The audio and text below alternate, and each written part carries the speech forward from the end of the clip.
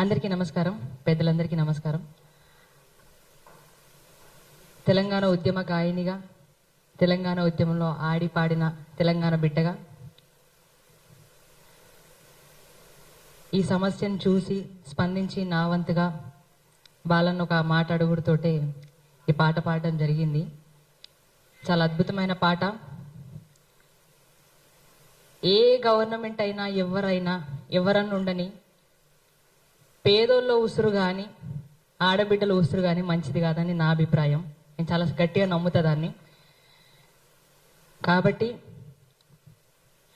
ఎంత కష్టపడితే ఇల్లు కట్టుకోగలుగుతామో, ఎంత కష్టపడితే బతకగలుగుతామో అనేది ఒక పేదోనికి మాత్రమే తెలిసి ఉంటుంది. ఉన్నోళ్ళకి ఆ వాల్యూ తెలియదేమో అని నేను అనుకుంటా. అందుకోసమే కాయా కష్టం చేసి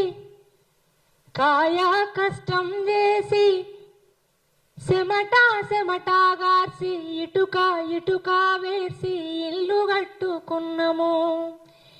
ఎదిగిన మా బిడ్డలనే పసిగుడ్డులుగా చూసి ఇల్లే మా పొదుగంటూ దాసి పెట్టుకున్నాము. ఈ రాబందుల ఆకలికి మా గోడు సెదిరే, నీకున్నది రా తల్లి బాధ చూడే. చివరిసారి ఇల్లును చూసుకుంటమే, ఇంత ఇషమన్నా ఇయ్యుర్రి చచ్చిపోతమే. ప్రతి ఒక్క బిడ్డ ఆడ పలికిన మాటలు ఇవి. ఒక్కసారి నా ఇల్లు నేను చూసుకుంటా, ఇదంతా బాధ ఎందుకు, మాకు కొంచెం విషం అన్నయ్యూరు, మేము చచ్చిపోతాము, ఎంత కష్టపడితే మేము ఇలా ఇల్లు కట్టుకున్నాము అని ఎంతో మంది ఆ విధంగా ఏడ్చిరాడ. మన కళ్ళతో చూసినాం కూడా. అందుకే అంటున్నాం, చివరిసారి ఇల్లును చూసుకుంటమే, ఇంత ఇషమన్నా ఇయ్యుర్రి చచ్చిపోతమే. నువ్వు కూల్చేది ఇల్లు కాదురా, నెత్తుటి ముద్దల్లా మా వల్లేరా. ఇది పేదోని కలగదరా, అసలు నీకెట్టా న్యాయమయ్యేరా.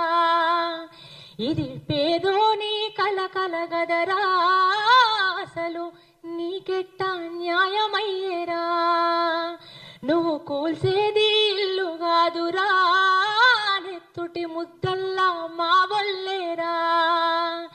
ఇది పేదోని కలగదరా, అసలు నీకెట్లా న్యాయం